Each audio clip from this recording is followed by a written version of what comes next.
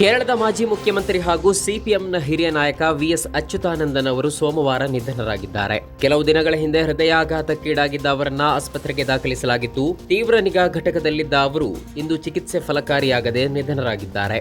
ಬಾಂಗ್ಲಾದೇಶ ವಾಯುಪಡೆಯ ತರಬೇತಿ ಜೆಟ್ ಒಂದು ಸೋಮವಾರ ಮಧ್ಯಾಹ್ನ ಢಾಕಾದ ಉತ್ತರ ಪ್ರದೇಶದಲ್ಲಿರುವ ಶಾಲಾ ಆವರಣಕ್ಕೆ ಡಿಕ್ಕಿ ಹೊಡೆದ ಘಟನೆ ನಡೆದಿದ್ದು, ಕನಿಷ್ಠ ಒಬ್ಬ ವ್ಯಕ್ತಿ ಸಾವಿಗೀಡಾಗಿದ್ದು 4 ಗಾಯಗೊಂಡಿದ್ದಾರೆ ಎಂದು ಅಧಿಕಾರಿಗಳು ದೃಢಪಡಿಸಿದ್ದಾರೆ. ಧರ್ಮಸ್ಥಳದ ಪೊಲೀಸ್ ಠಾಣಾ ವ್ಯಾಪ್ತಿಯಲ್ಲಿ ನಡೆದಿದೆ ಎನ್ನಲಾದ ಸರಣಿ ಹತ್ಯೆ ಮತ್ತು ಅಸಹಜ ಸಾವುಗಳ ಪ್ರಕರಣದ ಬಗ್ಗೆ ದೂರುಗಳು ಬಂದ ಹಿನ್ನೆಲೆಯಲ್ಲಿ ತನಿಖೆಗೆ ಸರ್ಕಾರ ಎಸ್ಐಟಿಯನ್ನ ರಚಿಸಿದೆ. ತನಿಖೆ ನಡೆಯುವವರೆಗೆ ಜನತೆ ತಾಳ್ಮೆ ಕಳೆದುಕೊಳ್ಳಬಾರದು ಎಂದು ವಿಧಾನಸಭಾಧ್ಯಕ್ಷ ಯುಟಿ ಖಾದರ್ ತಿಳಿಸಿದ್ದಾರೆ.